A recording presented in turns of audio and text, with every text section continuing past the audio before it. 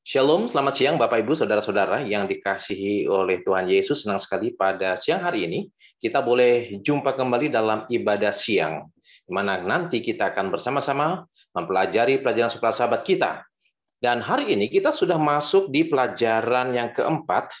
Di hari Senin, judulnya adalah Tidak Malu Menyebut Mereka Saudara, yang akan dibahas oleh hamba Tuhan Pendeta Stephen David Simangunsong, Gembala Jemaat di Gereja Pondok Gede.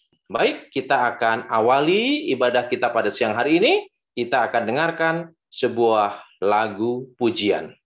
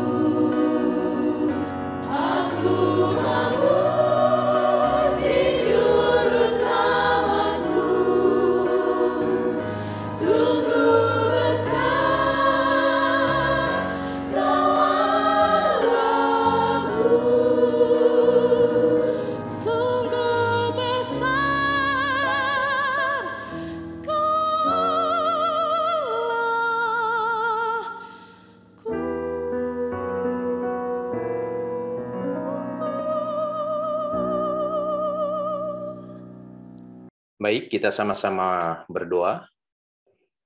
Bapa di surga, Allah yang maha baik, terpujilah nama-Mu ya Tuhan pada siang hari ini.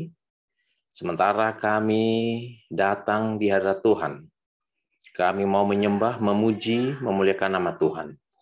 Kami mau belajar akan firman Tuhan. Biarlah Roh Kudus menguasai hati dan pikiran masing-masing kami, agar firman itu boleh menjadi berkat dalam kehidupan kami. Secara khusus, mau berdoa untuk hamba Tuhan, Pendeta Stephen Simangunsong, yang akan membahas pelajaran Suka Sabat pada siang hari ini.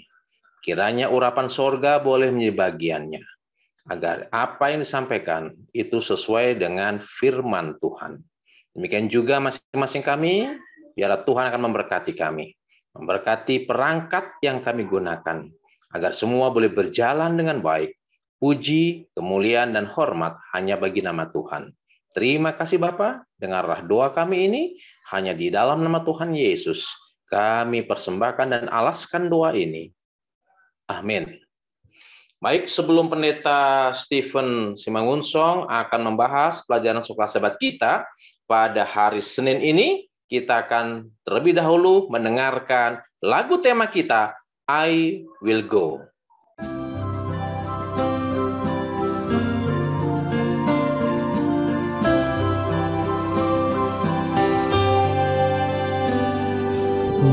Suara Yesus panggil, ku jawab ku kan pergi, ku lihat jiwa yang bersedih, ku jawab ku kan pergi. Pergi beritakan kabar kasih, berikanlah pengharapan, dan bila aku lemah, Yesus menolongku, karena keputusanku kan pergi.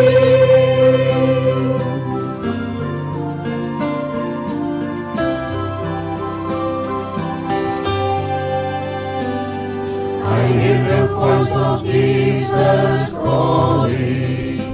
My answer is, I will go. I see the need of people crying. My answer is, I will go. I go to share the message of love. I go to share the blessed hope. But if I get discouraged, I go to Jesus' name, because I am His silence, I will go.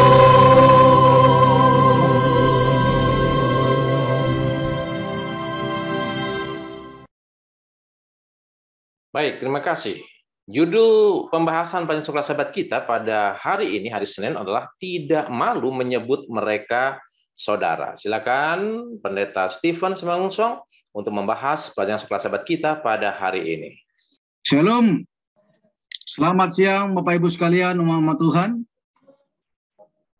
Senang rasanya kita boleh bertemu kembali dalam momen ini. Mari belajar Alkitab siang hari. Baik, saudara yang dikasihi Tuhan, sepanjang minggu ini, di minggu yang keempat, judul pelajaran Suka Sabat kita adalah Yesus, Saudara Setia kita. Ya, memang di Alkitab kita banyak temukan bahwa Yesus sebagai Tuhan dan Juru Selamat kita menjadikan kita manusia sebagai putra-putrinya, sebagai anak-anaknya, sebagai hamba-hambanya, sebagai rekan kerjanya. Dan pelajaran minggu ini mengatakan kepada kita bahwa kita dijadikan oleh Yesus sebagai saudaranya. Yesus adalah saudara yang setia. Kalau lagu Sion, salah satu lagu kita mengatakan Yesus sahabat terindah. Ya, untuk pelajaran hari ini atau minggu ini, Yesus adalah saudara kita yang setia. Baik.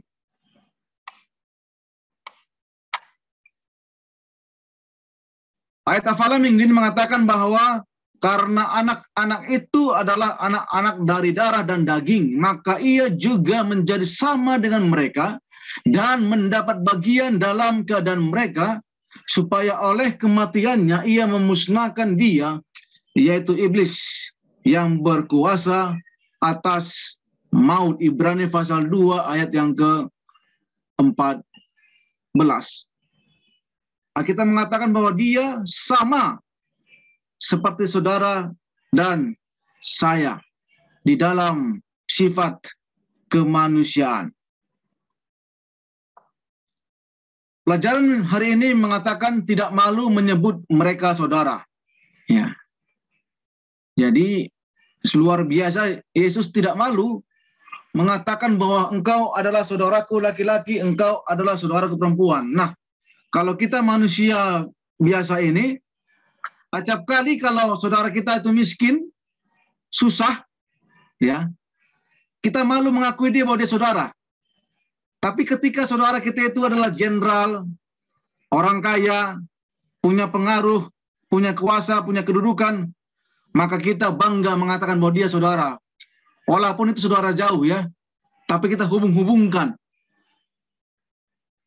Yesus menyebut kita saudara dan dia tidak malu, tidak enggan menyebut kita sebagai saudaranya.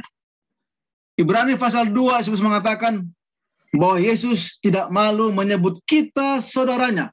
Kalau saudara pelajari pelajaran hari Minggu kemarin, bahwa dia adalah saudara kita sebagai penebus. Ya, saya tidak membahas pelajaran hari Minggu sebab tugas saya adalah membahas pelajaran hari Senin hari ini. Ya, meskipun bersatu dengan Allah, Yesus merangkul kita sebagai bagian dari keluarganya. Umat-umat Tuhan yang menyaksikan akan program ini, saya mau katakan bahwa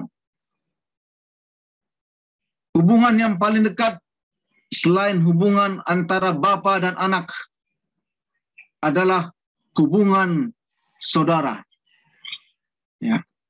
Jadi pastikan bahwa saudara-saudara yang memiliki saudara kandung, saudara kerabat, lingkungan keluarga inti atau keluarga besar, saudara-saudara harus memupuk dengan baik kekeluargaan itu, merangkul mereka, sebab mereka juga adalah bagian keluarga besar saudara.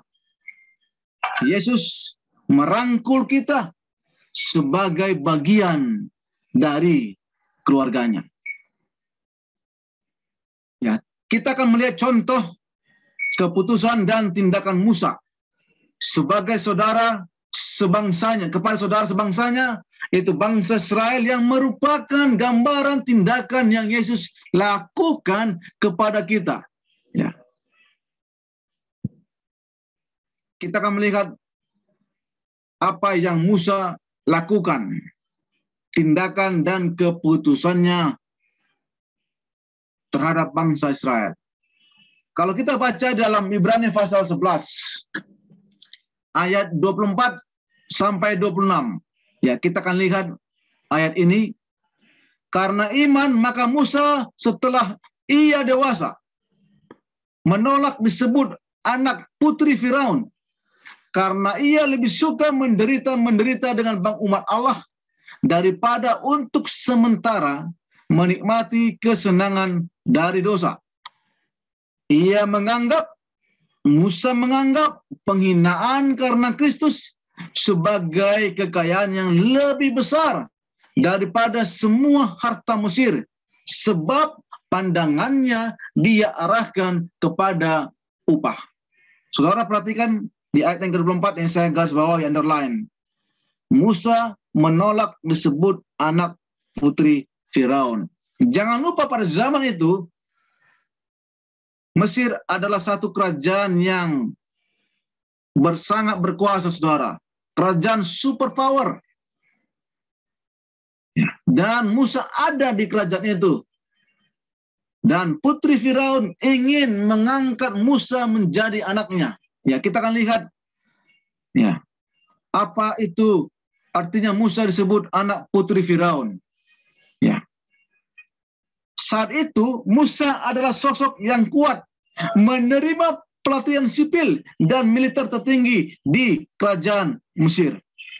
Namun kalau kita melihat dalam Kisah pasal 7 ayat 22, Alkitab mencatat bahwa Musa dididik dalam segala hikmat orang Mesir dan dia berkuasa dalam perkataan dan perbuatannya. Bukan hanya itu saja, saudara. Ya. Pena Inspirasi mencatat dalam Alfa dan Omega jilid 1 halaman 287 disebutkan, Musa adalah seorang yang disenangi oleh tentara-tentara Mesir dan Firaun telah menetapkan untuk menjadikan Musa cucu angkatnya itu sebagai penggantinya. Saudara bisa bayangkan, tidak cukup putri Firaun ingin mengangkat dia menjadi anaknya, Firaun sendiri sudah mempersiapkan Musa untuk menjadi penggantinya kelak. Ya. Namun Musa meninggalkan hak istimewa ini. Dan ketika dia memilih untuk mengidentifikasikan dirinya dengan orang Israel, bangsa budak tanpa pendidikan dan kekuasaan itu, Musa memilih untuk lebih suka menderita sengsara dengan umat Allah daripada untuk sementara menikmati kesenangan dari dosa. Artinya bahwa Musa, dia lebih memilih saudara-saudara sebangsanya, ya, daripada dia menikmati kesenangan, keistimewaan yang ada di kerajaan Mesir. Umat Tuhan yang kami kasihi, pada siang ini, kalau begitu, ya, ketika Allah sudah menjadikan saudara dan saya menjadi saudara-saudaranya, apa yang Allah minta, apa yang Allah inginkan dari masing-masing kita? Jangan lupa bahwa tidak cukup bahwa dia hanya menjadikan kita hanya sebagai anak-anaknya, sebagai saudaranya, tapi ada yang Tuhan inginkan untuk kita balas sambutan kasih Allah ini. Saya mengutip dari pelajaran sahabat, ada 3 poin, saudara. Yang pertama adalah Allah mau agar kita mengakui dia di depan Allah dan di depan manusia, dan bukan menyangkal dia.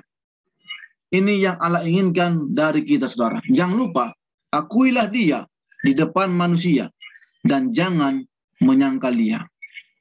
Lalu yang kedua adalah Tuhan meminta kita agar kita jangan malu bersaksi tentang Tuhan kita. Sebab kita tahu kepada siapa kita percaya. I know to whom I believe. Ya, jangan malu bersaksi tentang Tuhan kita, saudara. Dan yang ketiga adalah Tuhan meminta kita untuk bersedia menanggung kehinaannya. Dan biarlah bibir kita ini, mulut kita ini, senantiasa mempersembahkan korban syukur untuk kemuliaan namanya. Mazmur 116 ayat 12 dan 13 mengatakan, bagaimana akan kubalas kebajikan Tuhan kepadaku? Daud mengatakan, aku akan mengangkat piala keselamatan dan menyerukan nama Tuhan. Menyerukan artinya bersaksi, menceritakan akan kebaikan Tuhan bagi hidup masing-masing kita. Baik, kita sudah tiba di akhir dalam pelajaran ini. Saya ingin membawa aplikasi dan penerapan dalam kehidupan kita, saudara. Ya, bahwa Allah ingin kita mengenal Yesus bukan hanya sebagai Tuhan dan juga sebagai saudara kita.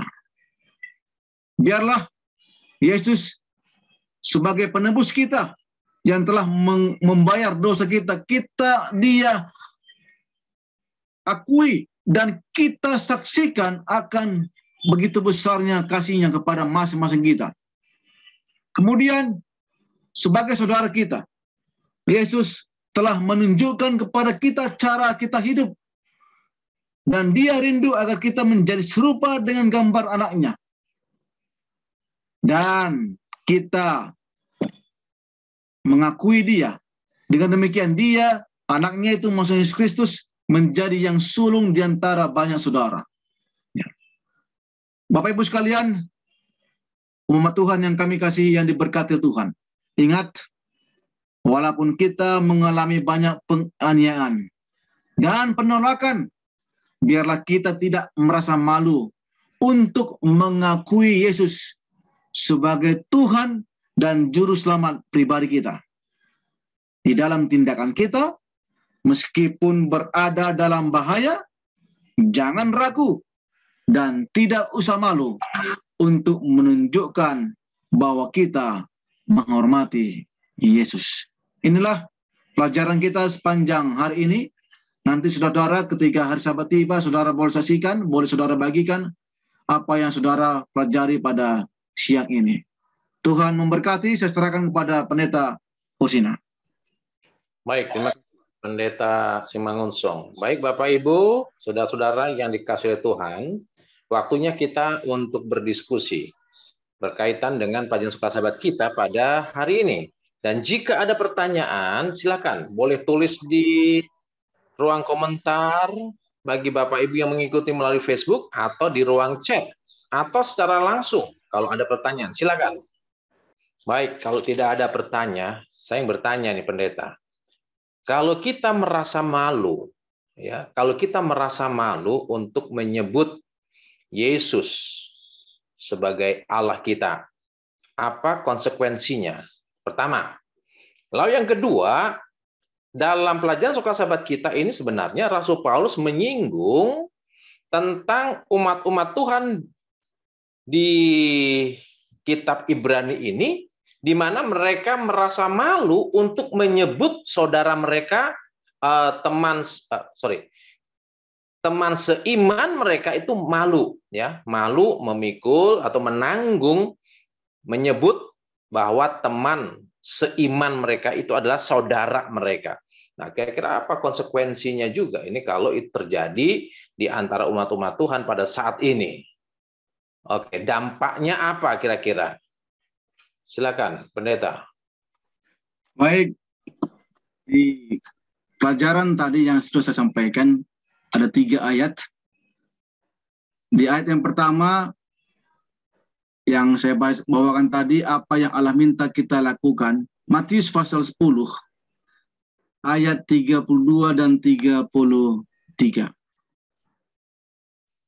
Setiap orang yang mengakui aku di depan manusia, aku juga akan mengakui dia di depan Bapakku yang di surga.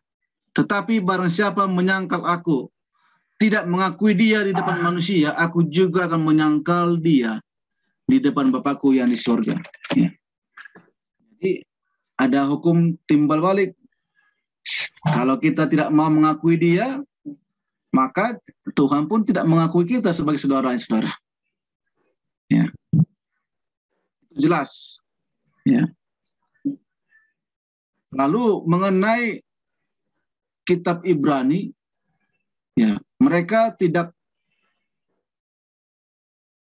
mau atau malu untuk menyebut saudaranya. Bagaimana konsekuensi juga? Ya. Ya. Bagaimana dengan di jemaat saudara-saudara? Ya. Apakah saudara-saudara yang seiman, apakah saudara malu atau bangga memiliki saudara seiman di gereja? Ya, saya sudah sebutkan tadi di awal, kadang-kadang kita, kalau kita punya keluarga, saudara yang punya jabatan, punya pangkat, punya kedudukan, kita bangga untuk memperkenalkan dia kepada orang banyak, kepada orang lain. Tapi ketika orang itu tidak punya kedudukan, tidak punya jabatan, kita merasa tidak kenal dengan orang itu. Ataupun di gereja juga sama, saudara. Umpamanya datang orang yang susah bergabung ke gereja, apakah saudara mau enggak menganggap dia saudara? Atau saudara enggan untuk menyalam dia, memeluk dia, menjamu dia? Ya. Pelajaran ini mengatakan bahwa sama seperti Yesus memperlakukan saudara, apapun keadaan kita, ya, kita pun demikian untuk memperlakukan mereka. Ada satu lagu yang saya sangat senangi, walaupun tidak ada lagu Sion, mengatakan dalam Yesus kita bersaudara, sekarang dan untuk selama-lamanya. Ya. Biarlah kita boleh saling mengasihi sebagai saudara, seperti Yesus mengasihi saudara dan saya sebagai saudaranya. Ini jawaban dari saya, Pendeta. Baik, terima kasih. Jadi poinnya adalah kita jangan malu untuk mengakui Yesus sebagai Allah, dan kita pun jangan malu mengakui saudara seiman kita adalah saudara kita. Apapun dia, kita harus berani mengakui bahwa dia adalah saudara seiman dengan kita. Puji Tuhan. Jadi tidak ada perbedaan di antara umat-umat Tuhan. Baik, ada lagi yang ingin bertanya? Silakan, Bapak Ibu. Terima kasih Pendeta. Terima kasih Pendeta. Saya Pak Ritonga ingin bertanya, Ya. silakan Pak. mungkin mau ini ya, menambahkan, dan mungkin di sini ada pertanyaan. Jadi Yesus bukan saja sebagai saudara kita, tapi Yesus juga adalah Raja alam semesta yang memiliki semuanya. Sering saya katakan orang lebih takut pada manusia daripada pada Allah. Kenapa? Kalau terlambat ke kantor itu takut, terlambat ke sekolah pada takut. Kok ke gereja terlambat nggak takut gitu loh. Jadi ini memang apa ya, kelemahan manusia. Dan yang kedua juga, kenapa Petrus juga menyangkal gitu ya, menyangkal Yesus yang adalah Raja alam semesta itu. Lalu bagaimana kita ya melatih diri kita, ya anak-anak kita, keluarga kita, supaya lebih takut kepada Yesus, kepada Raja alam semesta, dibanding terlambat ke sekolah, terlambat ke kantor. Gimana melatih mereka itu supaya apa ya, supaya lebih peka. Apakah mungkin itu karena perlu apa ya, ya memang setelah kita semakin lama belajar firman Tuhan ini, kita semakin meyakini akan kuasa Tuhan itu terhadap diri kita. Dia yang berkuasa dalam hidup kita, dia yang memelihara kita. Ya tadi kan disebutkan juga Allah yang menciptakan kita, Allah yang memelihara kita, Allah yang berkuasa dalam hidup kita. Tapi kenapa manusia itu masih lebih takut pada manusia? Bagaimana tuh? Kenapa itu begitu, Pendeta? Terima kasih. Baik, silakan Pendeta Semangunsong. Baik, terima kasih Pak Aritonga. Satu pertanyaan yang bagus, langsung aplikasinya. Kenapa kita sepertinya lebih takut kepada manusia? Ya, sebenarnya ya kalau kita baca di dalam Kisah pasal 5 ayat 9, Petrus dan Rasul-Rasul menjawab, katanya kita harus lebih taat atau lebih takut kepada Allah daripada kepada manusia. Jadi ayat ini mengajak kita sebenarnya lebih takut kepada Allah. Mengapa kita kadang-kadang lebih takut kepada manusia, kepada atasan? Karena mungkin ada hubungan dengan gaji, ada hubungan dengan reward and punishment, hukuman dan penghargaan. Kalau kita mungkin melanggar di kantor, di sekolah, terlambat ataupun segala macam, ada punishment-nya, ada hukumannya langsung Pak, kelihatan.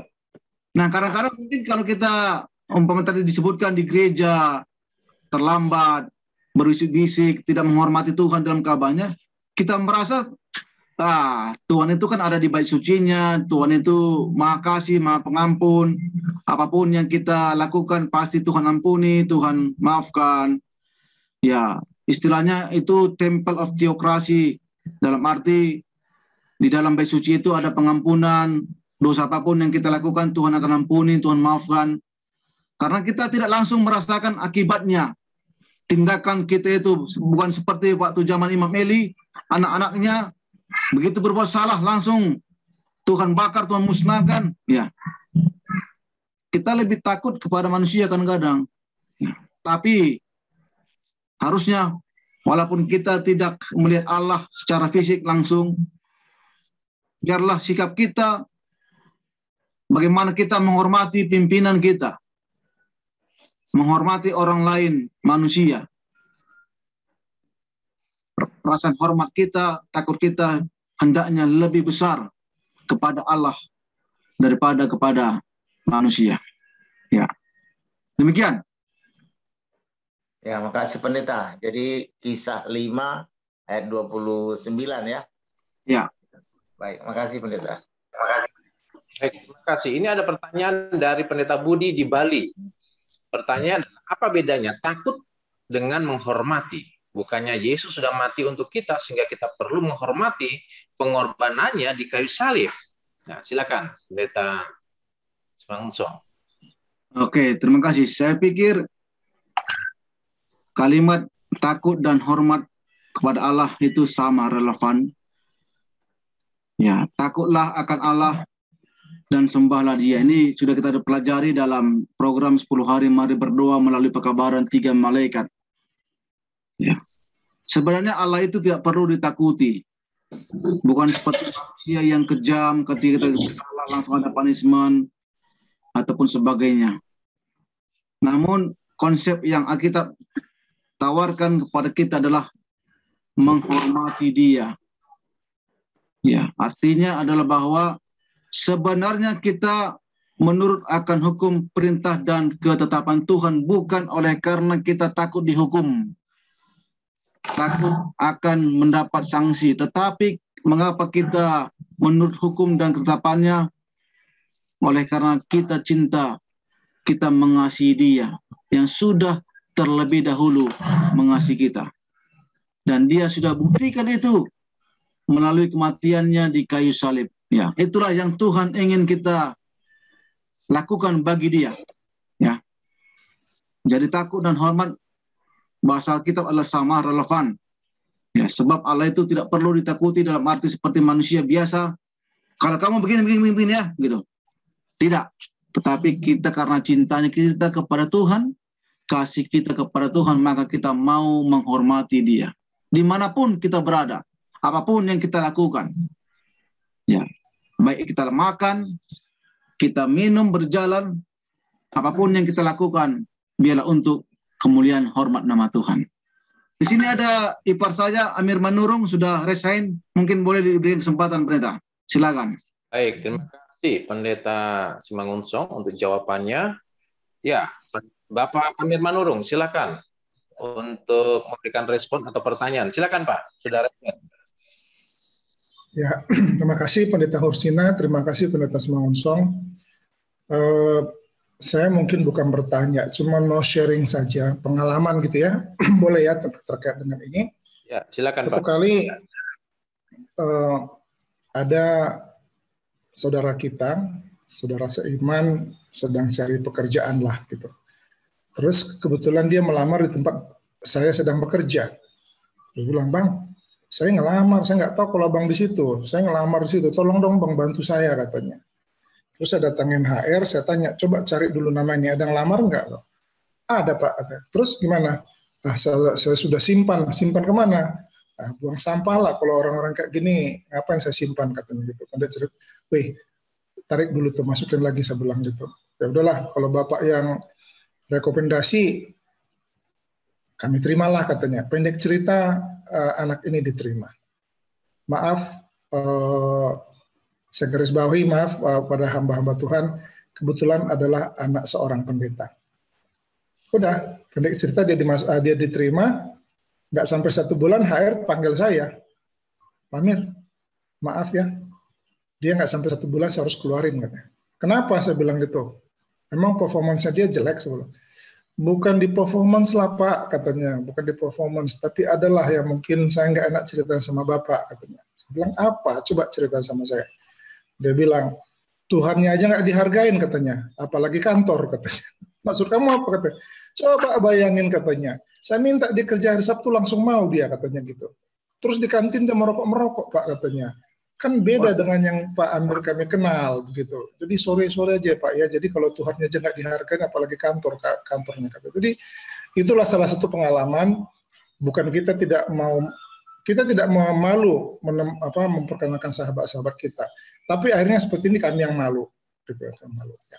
Nah, kasus yang kedua juga mirip lah, tak sama mirip gitu. Bilang, kenapa itu orang kamu harus pecat? Saya bilang, iya Pak, performanya bagus banget Pak. Cuman main-main kutansi juga bagus banget. Maksudmu dia punya reimburse tuh aneh-aneh semua Pak, katanya. Dibongkar lah, dibongkar, tunjukin sama saya. Memang sepantasnya memang nggak pantas lagi lah dia sebagai seorang Kristen di situ. Karena memang biasanya kalau kayak saya, jangankan dia Advent ya Pak, teman saudara-saudara ya, mungkin nggak baik juga sifat saya. Kalau saya lihat reimbursement Kristen itu pasti lebih cepat saya tanda tangan, lebih cepat keluar dari saya gitu. Apalagi Advent gitu kan, itu lebih cepat dibayar gitu. Tapi ya itu pas ditunjukin saya juga kecolongan. Saya pikir ya kalau manajernya sudah tanda tangan, masa saya nggak tanda tangan gitu loh. Ternyata ya banyak permainan juga di dalam kwitansi reimbursement-nya dikeluarin juga. Jadi sedih sekali ya Bapak-bapak pendeta, saudara-saudara sekalian yang begini. Dan kasus yang lain juga agak parah. Ya, agak parah. Suatu kali saya di hotel sarapan lagi cukup penuh restorannya, terus saya cari yang agak kosong, yang ada satu orang, dia bilang saya sharing dong sama kamu, sharing meja. Pendek cerita, tanya-tanya dia kerja di mana, dia sebutkan sama perusahaan itu. Kebetulan saya punya teman di sana, punya posisi bagus di kantor itu, seorang direktur, dan di gereja kita dia seorang ketua jemaat yang cukup dihormati. Saya coba-coba pancing-pancing sebut nama itu dengan memuji-muji kantor dia. Kok nggak bergemim ya Bapak ini gitu loh. Terus saya coba lagi, nggak bergemim juga. Pendek cerita kami akhirnya pulang dari waktu itu kami di Surabaya. Sama-sama pulang ke Jakarta dengan pesawat yang sama. Jadi mulai sarapan kami sampai kami berpisah sampai di Jakarta jam 1, kami berpisah kurang lebih jam 3-an. Saya coba pancing nama sahabat saya ini, nama saudara kita ini. Dia nggak pernah tertarik membicarakan nama sahabat saya ini. Sampai satu kali setelah kejadian itu saya kita coba undang, kami makan bersama, saya langsung tanya, kau kan satu kantor sama si ini, kenapa? Itu teman saya kenal gini. Iya, saya udah perhatikan waktu kita ketemu itu Bapak juga mention nama dia 3 kali atau 4 kali Bapak mention. Saya nggak sebut Pak. Kenapa? Bingung saya Pak, kita baru kenalan. Bingungnya apa? Saya nggak tahu mau cerita apa tentang beliau. Soalnya nggak ada yang baik saya bisa cerita tentang beliau. Tapi untung Bapak tanya sekarang, ya kan di luar konteks. Saya ceritainlah Bapak. Jadi ceritanya itu memang benar-benar. Selama kami dari jam 8 pagi, jam 7 pagi itu sampai jam 3 berpisah, satu kata pun nggak ada yang bagus tentang saudara kita ini. Jadi secara eksplisit kita terpikir, untung saya nggak sebut teman baik begitu ya. Nah kalau saya sebut teman baik, ya inilah yang saya dapatkan. Ternyata beginilah semua Advent ini kan begitu. Kadang-kadang agak berat ya. Tapi saya tetap setuju, walaupun kejadian itu saya alami beberapa kali, saya tidak akan pernah malu memperkenalkan bahwa sahabat-sahabat saya atau kalau dia adalah satu gereja, satu jemaat, satu agama dengan kita. Jadi memang ini kejadian nyata. Saya pikir pendeta Simangunsong ini bukan pertanyaan, cuman ini pengalaman. Kira-kira sejak itu saya lebih berhati-hati merekomendasikan orang gitu. Walaupun saya bingung saya salah atau enggak sih gitu ya, saya salah atau enggak. Tapi itulah pengalaman pribadi saya yang pernah saya alami. Kira-kira itu tambahan saja. Terima kasih pendeta. Ya baik, terima kasih Pak Manurung. Ya, satu pengalaman yang sangat baik. Ini tentu menjadi pelajaran bagi masing-masing kita, bahwa kehidupan kita itu akan dilihat, diperhatikan oleh orang. Kalau kita bersahabat dengan Yesus dengan baik, saya yakin dan percaya kita juga akan bersahabat dengan orang lain dengan baik juga. Oke, karena waktu kita sangat terbatas, jadi kita akan akhiri diskusi kita. Silakan Pendeta Simangunsong untuk memberikan closing statement berkaitan dengan pelajaran Sekolah Sahabat kita pada hari ini. Silakan. Baik. Sebagai closing statement dari pelajaran pada hari ini, satu, bahwa Tuhan Yesus telah menjadikan kita saudaranya. Kita patut bersyukur atas hal itu. Kemudian melalui tulisan kitab Ibrani, Yesus terus-menerus memanggil kita untuk teguh berpegang pada pengakuan iman kita kepadanya. Jangan malu untuk mengaku Yesus di depan umum, di depan banyak orang. Sebab apa yang Yesus telah lakukan bagi kita, itu jauh lebih berharga. Itu jauh lebih sempurna dari apa yang Musa telah lakukan bagi bangsa Israel. Biarlah kita tetap saling mengasihi sebagai saudara dalam kasih Yesus, dan kita akan terus bersaksi bagi Yesus melalui kehidupan kita bahwa Dia adalah saudara kita, kita adalah saudaranya. Tuhan memberkati saudara sekalian. Amin. Baik, terima kasih Pendeta Simangunsong.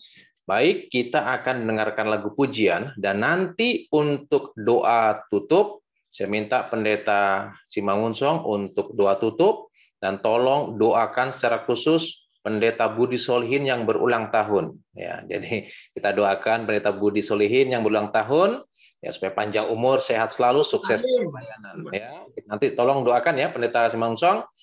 Kita akan dengarkan sebuah lagu pujian.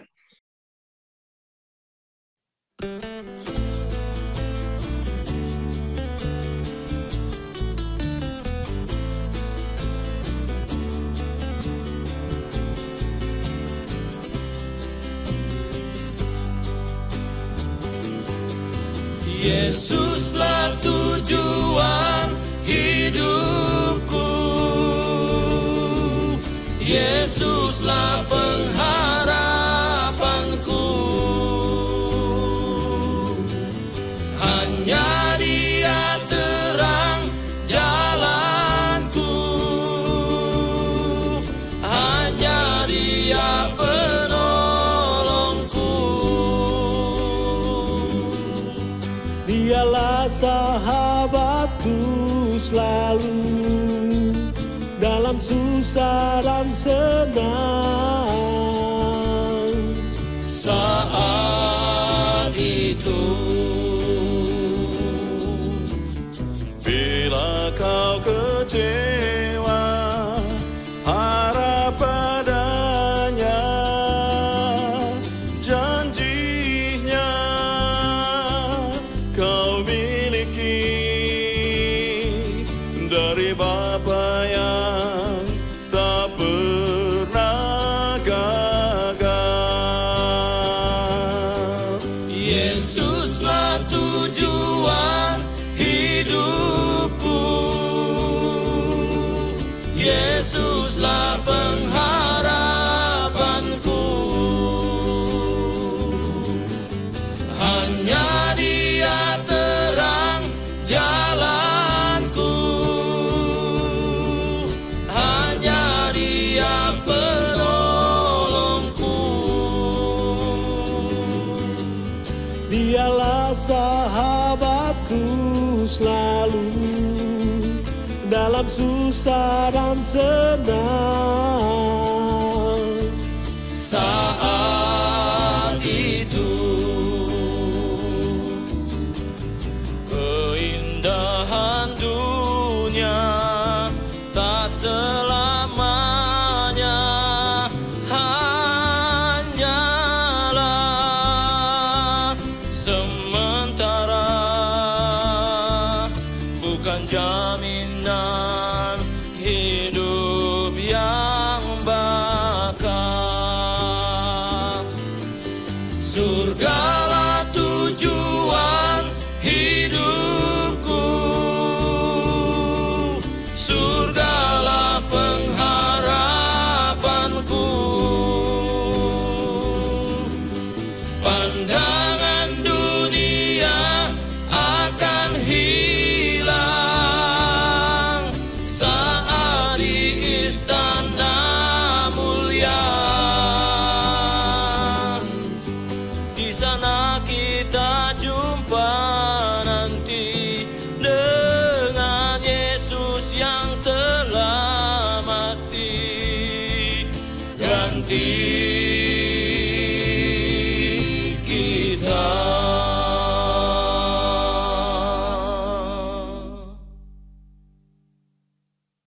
Kita bersatu dalam doa. Tuhan, terima kasih atas berkat Tuhan. Kami boleh dipertemukan lewat aplikasi Zoom meeting ini untuk belajar, sahabat belajar Alkitab di siang hari. Biarlah Roh Kudus akan memeteraikan apa yang kami pelajari, kami dengar pada siang ini, untuk tidak malu mengakui Yesus sebagai saudara kami, sebagai sahabat kami, sebagai penembus dan juru selamat kami di depan umum, di depan banyak orang. Biarlah kami boleh menjadi anak-anak Tuhan yang setia, yang selalu menghormati Tuhan di dalam hidup kami, agar kami menjadi berkat bagi orang banyak. Hamba-Mu berdoa bagi hamba Tuhan Pendeta Budi Solihin, yang pada hari ini Tuhan pertambahkan 1 tahun lagi usia beliau. Biarlah di tangan kanannya ada umur panjang, di tangan kirinya ada kekayaan dan kehormatan. Berkati beliau Tuhan dalam kehidupan pribadi, rumah tangga, dalam pelayanan, dalam setiap segi kehidupan. Tuhan akan memberkati beliau di dalam kesehatan, di dalam rezeki, semua hal-hal yang terindah yang dia sudah rencanakan akan Tuhan kabulkan dan Tuhan memberkati. Hamba-Mu Tuhan juga berdoa untuk host kami pada siang ini, Pendeta James Sursina, yang selalu memimpin mengkoordinir akan pertemuan kami Tuhan lewat Zoom ini. Berkati beliau Tuhan di dalam tugas dan pengembalaan nanti di jemaat yang baru, di jemaat PTMC Keramat Pulau, agar dia boleh menjadi berkat dimanapun jemaat yang dia layani, memberkati istri dan anak-anak yang Tuhan sudah percayakan bagi rumah tangga mereka. Kami yang akan berpisah Tuhan dari tempat ini, biarlah Engkau akan pimpin kami sepanjang hari ini dalam kegiatan kami, di dalam pelayanan kami. Berkat surga menjadi milik masing-masing kami. Dalam nama Yesus Kristus, Tuhan dan Juru Selamat kami. Amin. Selamat bertemu kembali dengan kami di Jemaat Fisdak bagi saudara-saudari yang sudah bergabung dengan kami di malam hari waktu New Jersey pada saat ini. Ya, bersyukur kita dapat berbakti, beribadah bersama.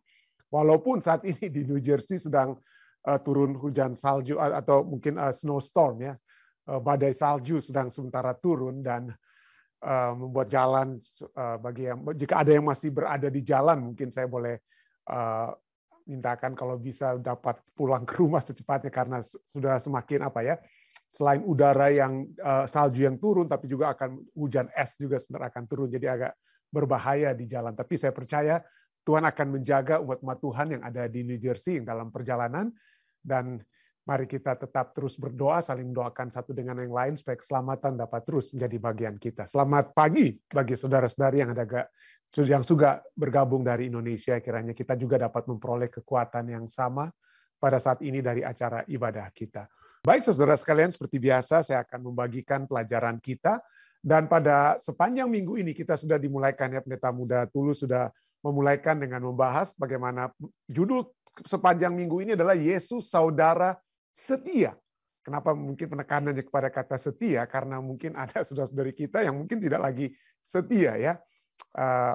Ya begitulah, di dalam dunia yang penuh dengan dosa, bahkan ada saudara yang saling membunuh satu dengan yang lainnya. Tetapi bukan demikian Yesus. Dia rela mati. Dia rela mati untuk kita. Itulah sebabnya Ibrani 2:14 yang juga akan menjadi ayat perenungan kita sebentar, ya. Nyatakan sana, karena anak-anak itu adalah anak-anak dari darah dan daging, yaitu kita, umat-umat Kristen, ya. Anak-anak itu adalah anak-anak dari darah dan daging, maka ia juga menjadi sama. Yesus menjadi sama dengan mereka dan mendapat bagian dalam keadaan mereka. Kita lihat keadaannya bagaimana, ya.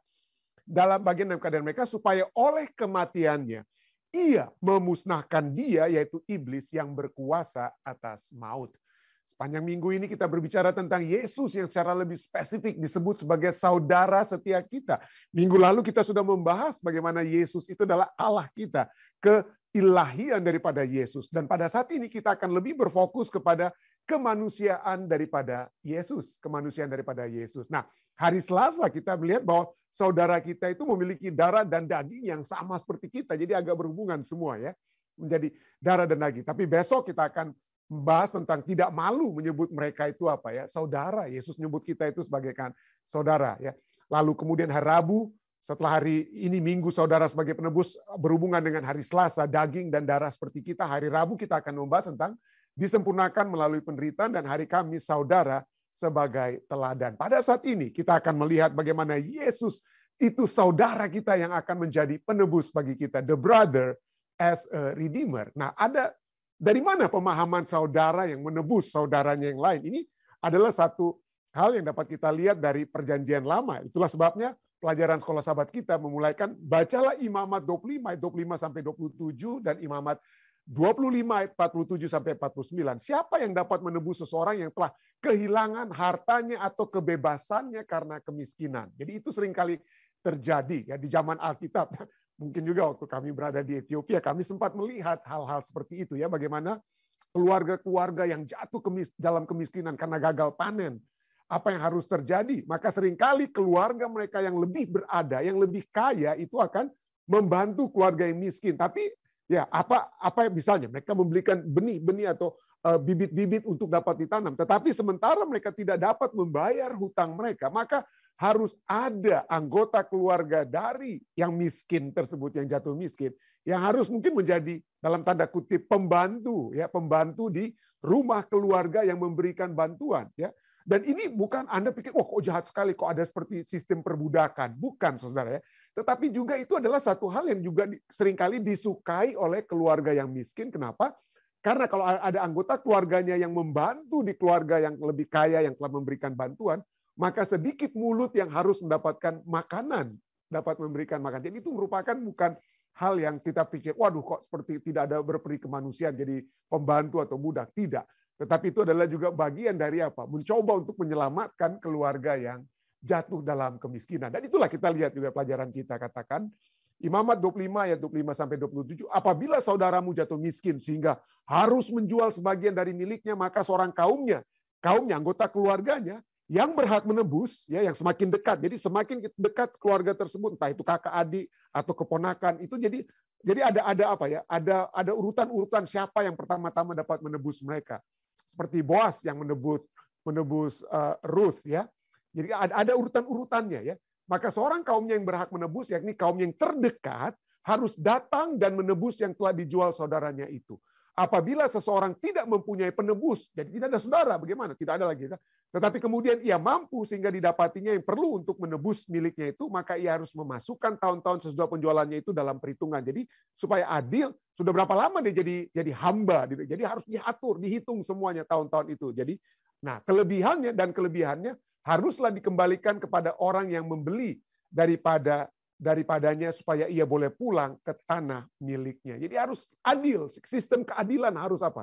Ditetapkan. Itu kalau dalam apa? Dalam satu keluarga ada yang membantu. Nah, apabila ayat 47 sampai 49, apabila seorang asing atau seorang pendatang di antaramu telah menjadi mampu. Nah, inilah seperti saya sudah katakan waktu lalu, ya. Seringkali Alkitab berbicara, mari kita bantu orang asing. Kenapa perlu dibantu orang asing? Karena orang-orang asing itu adalah pendatang oleh sebab di tanah mereka, di tempat mereka itu ada kekurangan, ada kekeringan.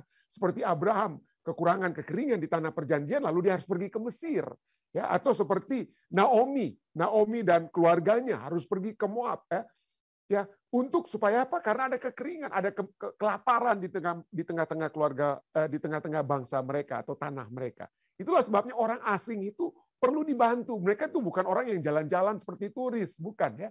Orang asing itu adalah orang-orang yang karena masalah di tempat mereka itu mereka harus pindah, ya, pindah untuk mencari kehidupan yang lebih baik. Nah, pada saat orang asing itu datang ke satu tempat dan kehidupannya menjadi lebih baik, ya, apabila seorang asing atau seorang pendatang di antaramu telah menjadi mampu, menjadi kaya, sedangkan saudaramu yang tinggal padanya jatuh miskin, ya, sehingga menyerahkan dirinya kepada orang asing atau pendatang yang diantaramu itu, atau kepada seorang yang berasal dari kaum orang asing, maka sesudah ia menyerahkan dirinya, ia berhak ditebus.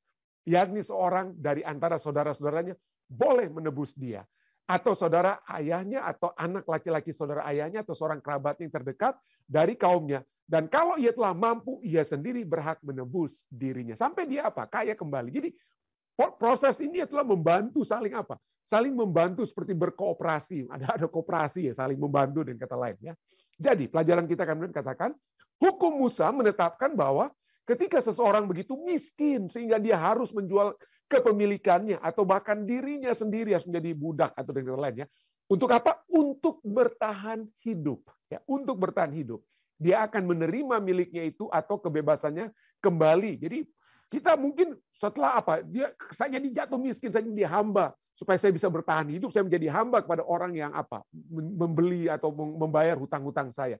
Jadi saya bisa memperhambakan diri saya kepada orang tersebut sampai 50 tahun. Kenapa? Setelah 50 tahun, maka harta saya yang tadinya digadaikan itu harus dikembalikan. Harus dikembalikan ya. Yang disebut dengan tahun jubilium. Pada tahun jubilium 50 tahun. Jadi tidak perlu lagi perbincangan. Tidak perlu lagi, berapa masih hutangmu, berapa kurang ini bayarmu atau apa. Tidak ada lagi.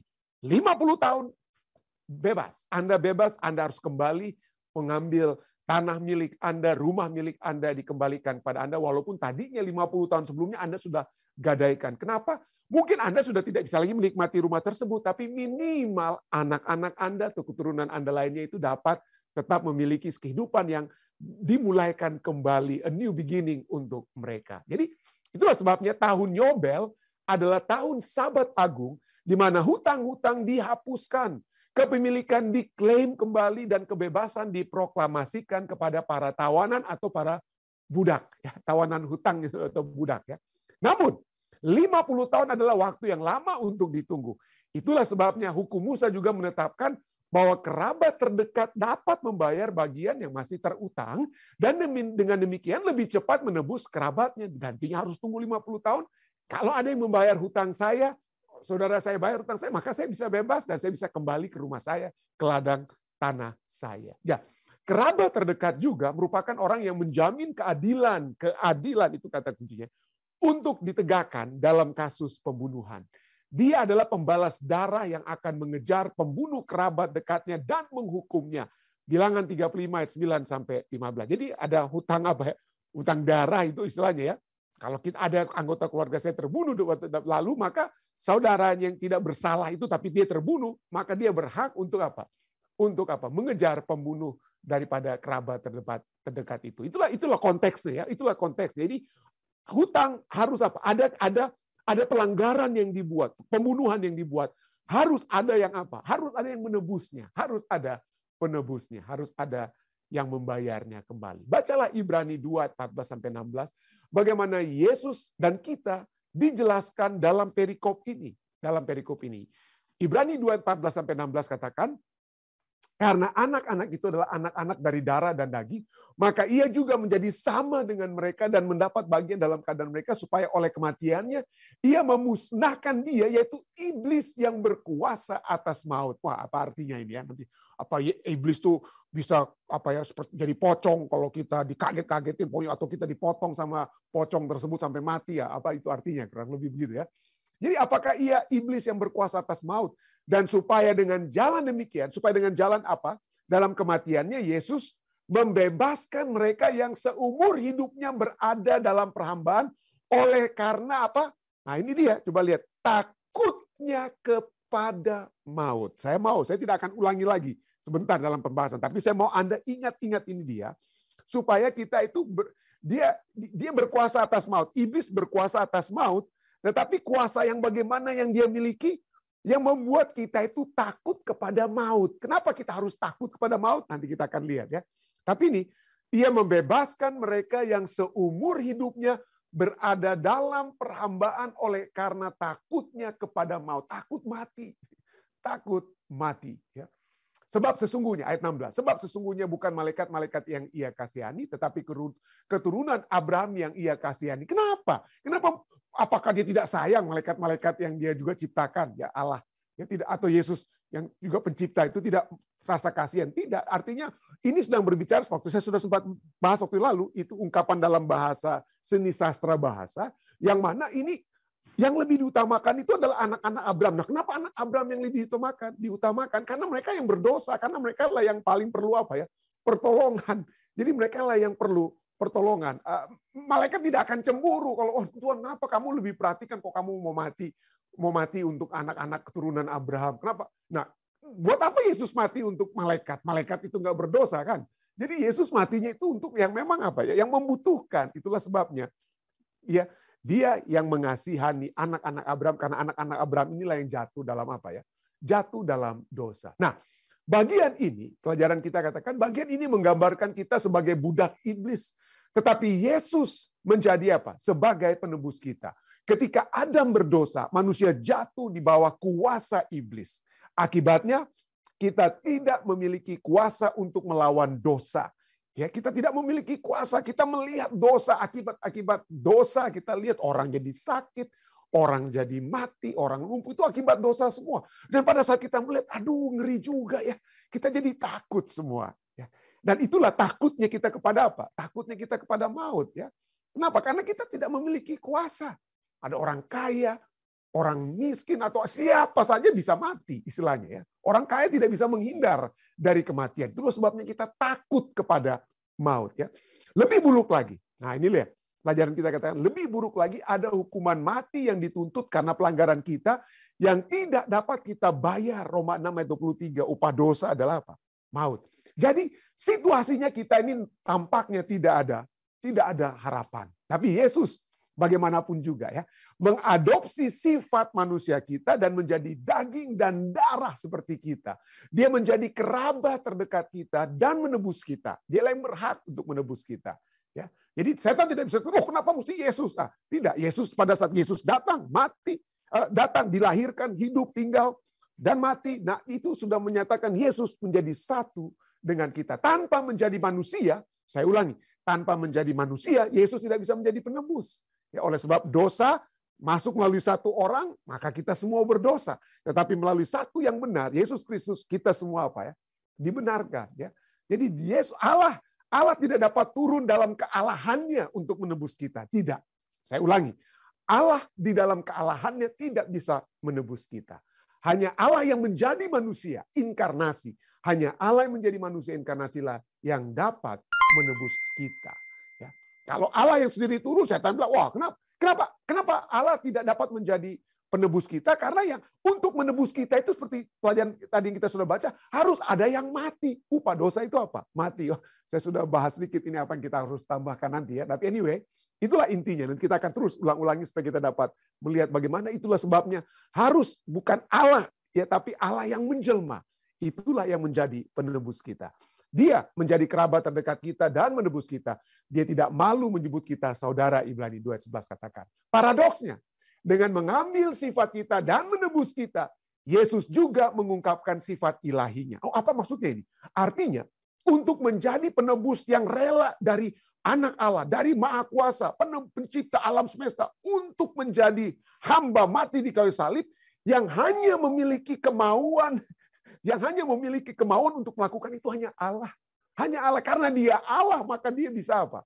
Menjelma menjadi apa?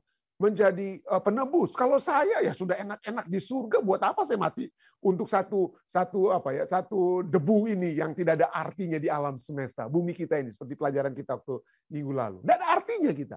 Itulah manusia ya. Kita berpikir, wah mana untung rugi, untuk apa saya mau mati untuk satu butir debu ini. Tapi itulah karena Allah. Satu butir debu itu, dia tetap mau datang untuk mati bagi kita. Itulah sebabnya. Itulah Yesus juga dikatakan sini mengungkapkan sifat ilahinya, Allah yang kasih. Ya, Allah yang kasih. Itulah sebabnya hanya Allah yang dapat menjadi penebus ya. Dalam perjanjian lama, penebus sejati Israel, kerabat terdekat mereka adalah Yahweh. Kita bisa lihat ayat-ayatnya, Anda bisa baca. Nah, dengan cara apa Anda dapat belajar untuk mengalami lebih dalam kenyataan betapa dekatnya Kristus dengan Anda? Ya, bagaimana ya? Dapat belajar lebih dalam. Mengapa memiliki pengalaman ini begitu penting bagi iman apa ya? Bagi iman kita. Yesus yang mengaku sebagai apa? Saudara ya, kita dalam kehidupan di dunia ini yang semakin apa ya? Terasing satu dengan yang lainnya. Seakan-akan kita semakin dekat dengan adanya dengan sosial media. Kita bisa lihat apa yang orang lain buat dan lain sebagainya. Tapi sesungguhnya terus terang saja ya, sosial media itu justru seringkali membawa kita lebih jauh satu dengan lainnya. Ya, lebih banyak orang berkelahi karena ada sosial media dan lain sebagainya daripada lebih bersahabat. Dan ada begitu banyak lah. Hasil riset juga sudah membuktikan manusia lebih semakin mementingkan dirinya sendiri. Kalau misalnya buka sosial media ada foto di gereja, siapa yang foto yang kita lihat lebih dahulu? Kita lebih melihat dahulu, saya yang di mana ini? Kita nggak peduli orang lain. Lalu kalau ada komentar, seringkali yang kita perhatikan bukan komentar yang kena kepada orang satu foto dengan kita, tapi foto, siapa yang berkomentar tentang pendeta Stephen Rantung? Itu yang jadi fokus kita ya, manusia itu seringkali terjadi. Jadi fokus manusia itu semakin lama semakin kepada apa? Dirinya sendiri. Berkorban untuk orang lain itu, waduh, satu konsep yang agak apa? satu konsep yang agak asing ya. Di sini sering kali terjadi, banyak kali ya di New York. Di New York ada ibu-ibu Asia lagi jalan, tiba-tiba ada orang dari belakang tendang ibu itu ya. Lalu ada orang-orang di dalam hotel melihat itu, gantinya keluar untuk menolong ibu orang Asia yang sedang dianiaya itu. Wah, pintunya ditutup, saudara. Mereka tidak mau terlibat, biar aja nanti polisi aja yang urus lah, kita jangan terlibat. Jadi sampai segitu jauhnya manusia yang hanya melihat keuntungan bagi diri mereka sendiri. Walaupun tentu saja ada peristiwa-peristiwa yang exception to the rule. Apa yang terjadi maksud saya dengan pengecualian? Karena ya pada beberapa hari yang lalu ya terus terang, ada satu orang yang bernama Roland Houston. Roland Houston ini berumur 36 tahun, dia berada di subway, di kereta bawah tanah di New York. Sementara dia tunggu, dia melihat ada seorang lainnya yang berusia 38 tahun kemudian ya, sedang dipukul oleh segerombolan anak-anak muda ya, entah apalah ya, ceritanya berbeda lah artinya. Jadi dia sedang melihat, lalu kemudian sebelum dia datang untuk membantu, anak-anak muda itu lempar orang tersebut ke rel kereta api di subway di New York. Lalu si Roland Houston ini dia lompat ke rel kereta api di bawah ya, kereta api bawah tanah di New York, lalu dia angkat orang tersebut ke atas. Dia selamatkan orang tersebut ke atas, tetapi dia sendiri tidak sempat untuk naik karena kereta subway datang dan menyebabkan kematian daripada Roland Houston ini. Dia mencoba untuk menyelamatkan orang lain, tetapi dirinya itu sendiri menjadi menjadi binasa atau mati dengan kata lain. Ini satu tragedi yang baru-baru ini terjadi. Tapi inilah yang seringkali saya katakan tadi, ini adalah hal-hal yang semakin jarang terjadi. Tapi puji Tuhan masih bisa kita lihat karena Allah ingin mengingatkan, ya ada penebus yang bukan hanya menyelamatkan satu orang daripada rel kematian dunia ini, tapi rel kematian dari kehidupan yang kekal. Ada satu orang yang telah menyelamatkan umat manusia semua yang mau datang kepada Yesus, yang mau percaya. Dan dia telah melepaskan kita dari kuasa apa? Kuasa maut.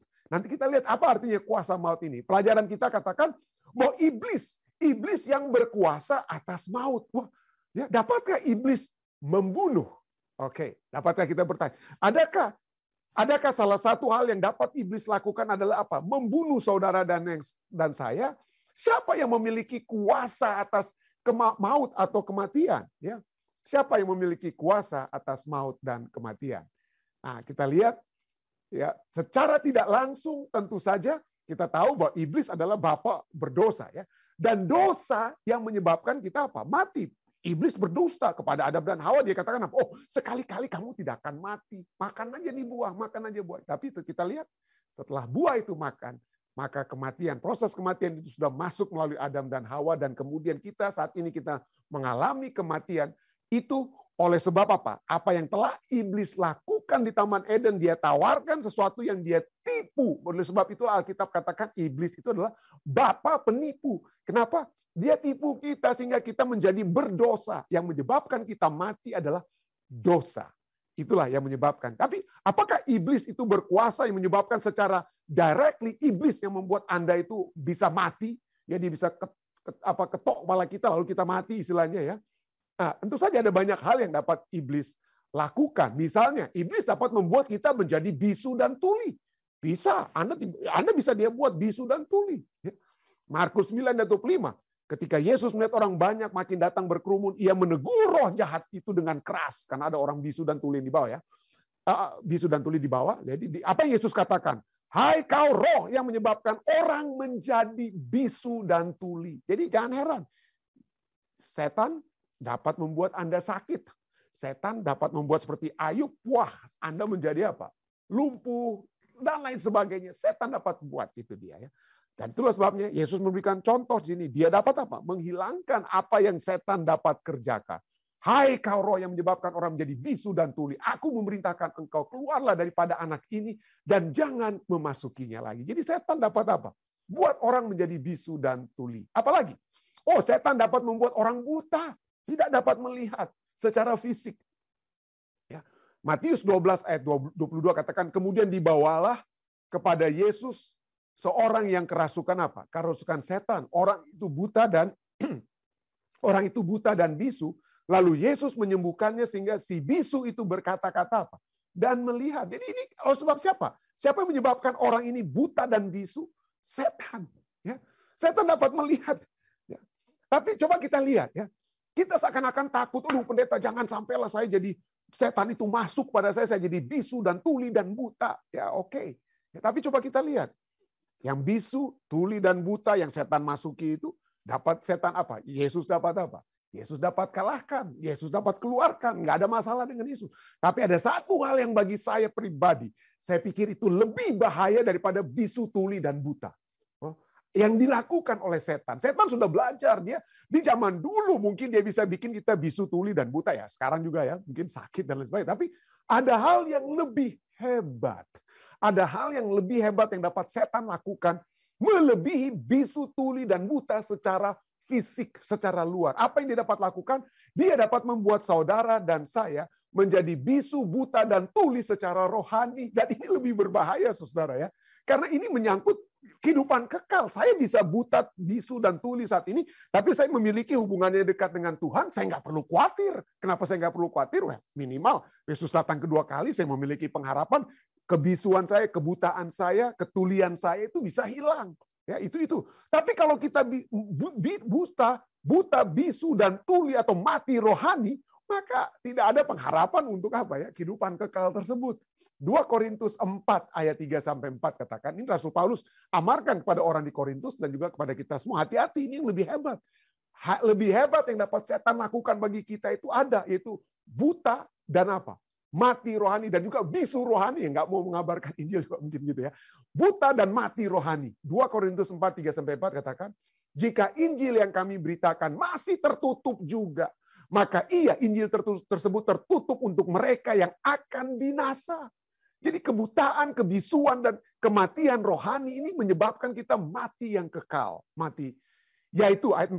Yaitu orang-orang yang tidak percaya, yang pikirannya telah dibutakan oleh ilah zaman ini. Sehingga mereka tidak melihat cahaya Injil tentang kemuliaan Kristus yang adalah gambaran Allah. Pak, mungkin Anda kata, pendeta ini nggak bicara tentang setan, pendeta ini. Pikirannya telah dibutakan ya, yang tidak menyebabkan mereka menerima Injil, ya tidak mempraktekkan Injil, tidak mengabarkan Injil. Ini kan dibutakan oleh ilah zaman ini. Ilah zaman ini berarti mungkin ya keduniawian zaman ini, tapi ya Alkitab bahasa Inggris ya, misalnya New Living Translation ya, 2 Korintus 4 ini bukan 2 Korintus 4 ayat 4, ini 2 Korintus 4 ayat 4 betul. Saya kira saya salah. Saya cuma fokuskan ini ayat 4-nya ya. Ayat 4-nya berbicara apa? Sini katakan Satan who is the god of this world, Satan yang adalah ilah dunia ini, has blinded the mind of those who don't believe. Telah membutakan pikiran orang-orang yang tidak mau apa? Percaya. They are unable, mereka tidak sanggup untuk melihat apa? Terang daripada Injil, kabar baik Allah. They don't understand this message. Mereka tidak mau mengerti tentang pekabaran, tentang kemuliaan Kristus yang adalah the exact likeness of God. Yang adalah Allah, dengan exact likeness, kesamaan yang dengan Allah itu sendiri. Jadi setan, ini dikatakan siapa itu? Ilah zaman ini ujung-ujungnya merujuk pada apa? Setan. Mungkin Anda bisa katakan, oh pendeta ini keduniawian. Betul. Setan sekarang mainnya itu halus, saudara. Ya, setan itu jangan percaya dengan film-film Indonesia, pocong lompat-lompat itu setan lompat-lompat mentakut-takutin Anda. Enggak. Setan tawarkan yang lebih sophisticated. Setan nggak kuno seperti itu, main pocong lompat-lompat begitu ya. Tapi dia menawarkan hal yang apa? Secara lembut mengajak pikiran kita untuk keluar dari apa? Dari terang Injil. Dia membawa kita untuk mencintai keduniawian, mencintai mungkin entertainment dunia ini, mencintai apa yang dilakukan oleh artis-artis Hollywood dan lain sebagainya, makanan, minuman dan lain sebagainya, sehingga kita tidak mau menerima terang dan menyebabkan saudara dan saya itu mati rohani, buta, bisu dan tuli secara rohani. Ini berat sekali ya. Tapi kembali kepada pertanyaan kita ya. Kalau demikian, ini setan dapat lakukan, membuat kita mati rohani, buta, bisu dan tuli secara rohani. Kira-kira kembali pertanyaan tadi, pendeta. Kalau dia bunuh kita itu gimana? Bisa nggak ya? Nah, kalau kita lihat Alkitab berkata bahwa kuasa atas maut itu hanya ada di tangan Allah. Ya, lihatlah sekarang bahwa akulah dia, Ulangan 32:39. Lihatlah sekarang bahwa akulah dia. Tidak ada Allah kecuali aku. Akulah yang mematikan dan yang menghidupkan. Aku telah meremukkan, tetapi akulah yang menyembuhkan dan seorang pun tidak ada yang dapat melepaskan dari tanganku. Wah, ini kalau Anda lihat ayat ini seperti, pendeta, ya saya terima pendeta ya. Allah yang menghidupkan, tapi Allah yang mematikan. Loh, bukannya pendeta selama ini bilang Allah itu dalam bisnis apa ya? Kehidupan. Tentu saja, ya. Tentu saja Allah itu adalah Allah yang dalam bidang kehidupan bagi orang-orang yang mau hidup. Tapi masalahnya banyak orang yang udah tidak mau hidup di dalam Tuhan. Mereka memang menolak untuk hidup di dalam Tuhan dan mereka menjadi apa ya? Menjadi agen setan untuk mematikan banyak orang. Dan inilah kita lihat Allah dapat menjadi Allah yang mematikan orang-orang yang sudah tidak mau hidup atau yang memang sudah mati. Ya, dengan kata lain ya. Apa maksudnya ini? Maksudnya Ulangan 32-39 itu kita harus lihat konteksnya. Allah yang mematikan itu bukan dalam konteks Allah yang sembarangan bunuh orang. Aduh, ya ini ada yang katakan begini, aduh, ini Tuhan itu hanya mengambil yang terbaik. Tuhan hanya mengambil orang-orang yang terbaik. Saya kadang-kadang berpikir, aduh, apakah dari segi teologianya ini tepat ya? Kalau orang yang terbaik untuk siapa? Kalau untuk terbaik untuk Tuhan orang tersebut menginjil, maka dia dapat menjadi seperti orang-orang tua kita yang sudah umur 80-an tetap dapat menginjil. Jadi kalau orang-orang tua kita yang sampai 80-90 tahun masih hidup, apa mereka itu orang yang tidak baik? Kenapa Tuhan belum ambil mereka? Seringkali kan hati-hati kita kalau kita mengatakan bahwa Tuhan hanya ambil yang terbaik, yang masih muda, sudah mati, sudah meninggal, itu kan yang terbaik. Tidak, ya. Bukan. Jadi Tuhan bukan dalam, saya ulangi, Tuhan bukan dalam bisnis mematikan. Tapi kalau kita melihat konteks kenapa di sini dikatakan akulah yang mematikan, dia bukan mematikan sembarangan. Dia mematikan orang-orang yang apa? Yang sedang menganiaya umat-umat Tuhan. Atau seperti Allah mengizinkan bangsa Israel, saya sudah ulang-ulangi itu lalu. Allah mengizinkan bangsa Israel untuk menjadi alat penghakiman Tuhan bagi bangsa-bangsa kafir. Kenapa? Karena kita sudah pernah bahas, jangan lupa. Karena dosa bangsa-bangsa itu sudah sampai ke leher Allah. Sudah hebat dosa mereka. Kalau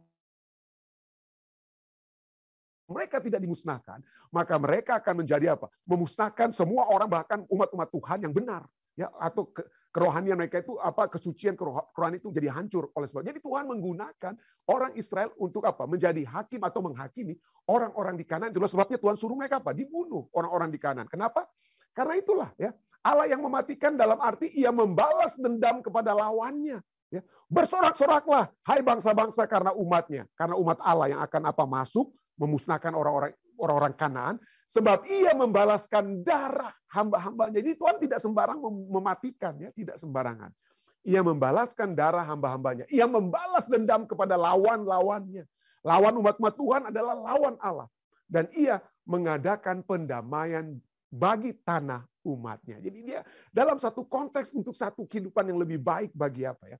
Bagi umat-umat. Itulah sebabnya pada saat ini Ulangan 32-43 kita sudah baca ayat 39 ya. Itulah sebabnya kematian yang dihasilkan Tuhan ini bukan membawa orang berduka cita, tapi ayat ini katakan apa? Bersorak-sorailah.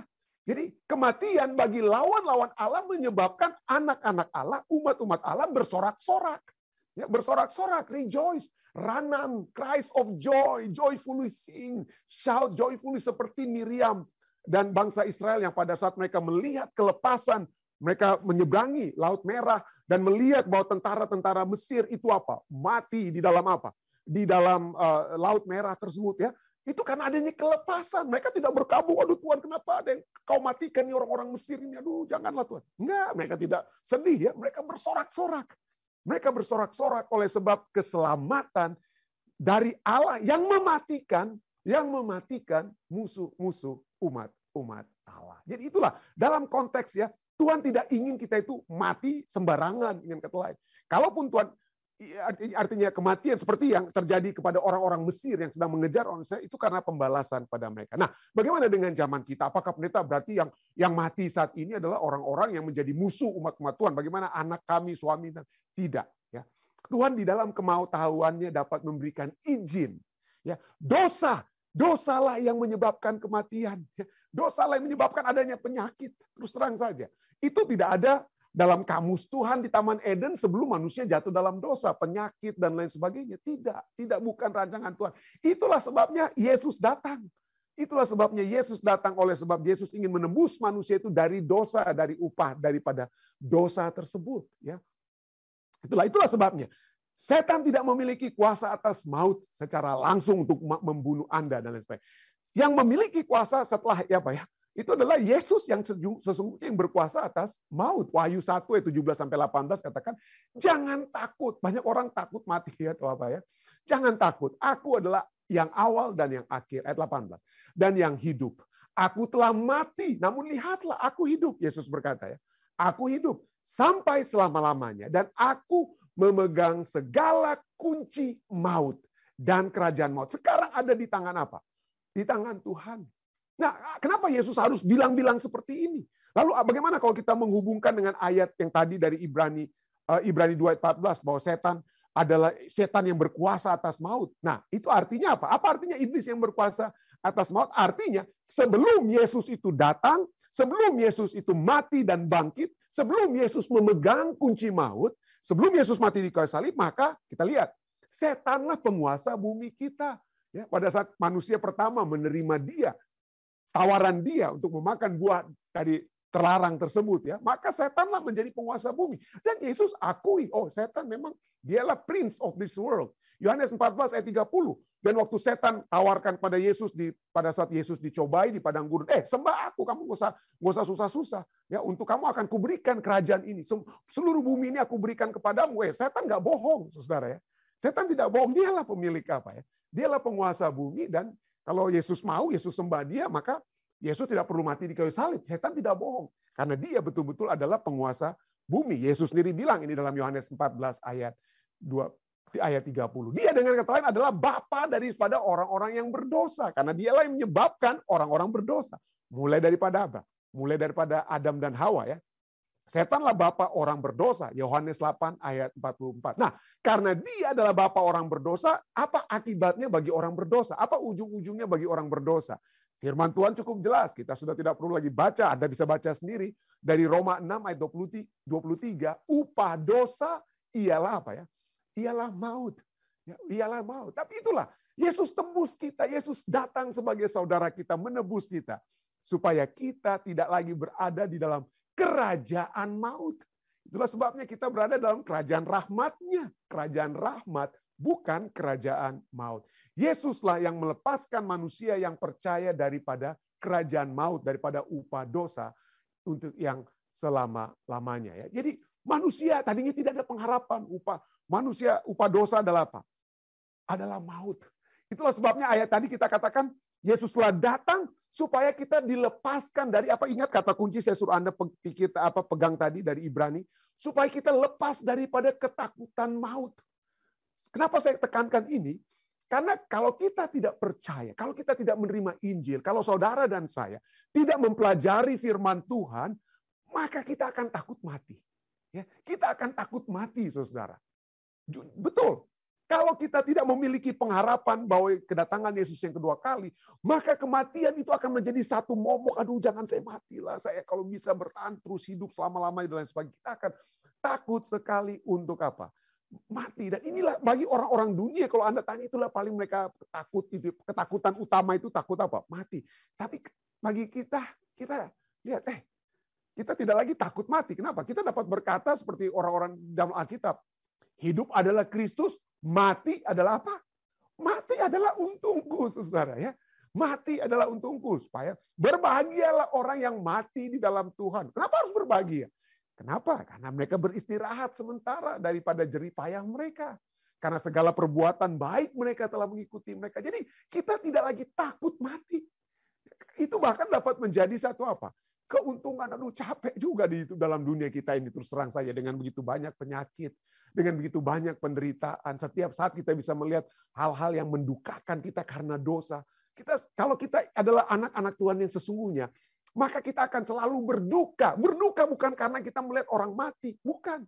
Berduka yang terutama adalah kalau kita mempelajari, saya sudah pernah berkhotbah waktu lalu ya. Berbahagialah orang yang berduka cita karena mereka akan dihiburkan. Inti daripada ayat itu bukan berduka cita dari segi apa? kematian sementara dalam Tuhan. Itu berduka cita karena dosa. Saya ulangi, berbahagialah orang yang berduka cita karena mereka dihiburkan, adalah orang-orang yang berduka cita karena dosa. Ya. Karena itulah kalau kita melihat dunia ini, aduh berdosa sekali. Kalau kita selalu berduka cita pada saat kita melihat dosa-dosa yang orang lain buat dan yang saya buat. Kalau kita berduka cita, jangan hanya dosa orang lain, tidak. Kita harus berduka cita, Tuhan, ampunilah saya telah berbuat banyak dosa. Kita berduka dengan, coba kita lihat, umumnya orang-orang yang berduka cita, coba lihat dari satu sisi saja. Kita berduka cita karena kehilangan anggota keluarga kita, maka kita akan memiliki apa ya? Kehidupan kita akan apa? Kita akan merefleksikan kematian, kan kehidupan kita akan kita luruskan. Biasanya yang terjadi adalah kita akan memiliki satu kehidupan yang lebih baik, ya, karena kita tidak ingin apa ya? Kita ingin bertemu kembali dengan anak kita yang baru beristirahat sementara dalam Tuhan. Kita ingin bertemu kembali dengan istri atau suami kita atau orang tua kita yang Tuhan untuk sementara izinkan untuk beristirahat. Pada saat kita melihat kematian dan kita berduka, maka kehidupan kita yang berduka itu kita akan menjadi umumnya ya, kalau kita orang-orang yang benar yang masih punya takut akan Allah, maka kita akan hidup kita itu akan diluruskan, kita akan lebih berserah. Aduh Tuhan, tuntunlah saya ya, supaya saya bisa bertemu kembali. Nah inilah hal yang sama terjadi kalau kita berduka dengan apa? Dosa. Pada saat kita berduka dengan dosa, maka kita akan takut berbuat dosa, saudara. Hidup kita akan lebih lurus. Orang Manado bilang lebih tatre, ya. Karena kita tidak ingin melakukan dosa yang mendukakan hati Tuhan kita. Jadi kita akan, marilah kita selalu berduka atas dosa, ya. Tapi itulah, jangan berduka atas atau takut akan apa? Kematian, karena Tuhan sudah memiliki aku. Yesus, aku telah mati, lihatlah aku hidup sampai selama-lamanya. Aku memegang segala kunci maut. Ya, jadi jangan lagi takut akan apa? Jangan lagi takut, ya. Jadi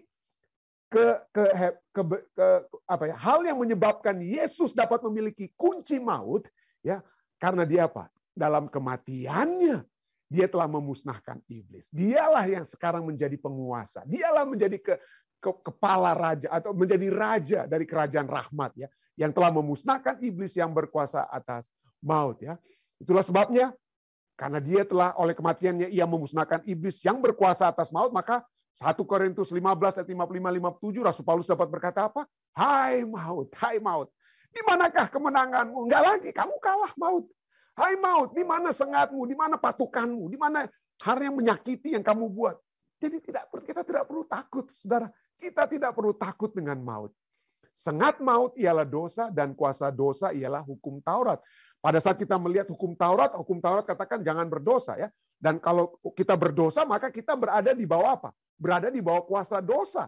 Hukum Taurat menyatakan saya berdosa dan pada saat saya melanggar yang tidak diinginkan Tuhan, maka saya berada dalam kuasa apa? Dosa. Itulah sebabnya apa? Sengat maut ialah dosa dan kuasa dosa ialah apa? Hukum Taurat yang membawa kita untuk melihat dosa.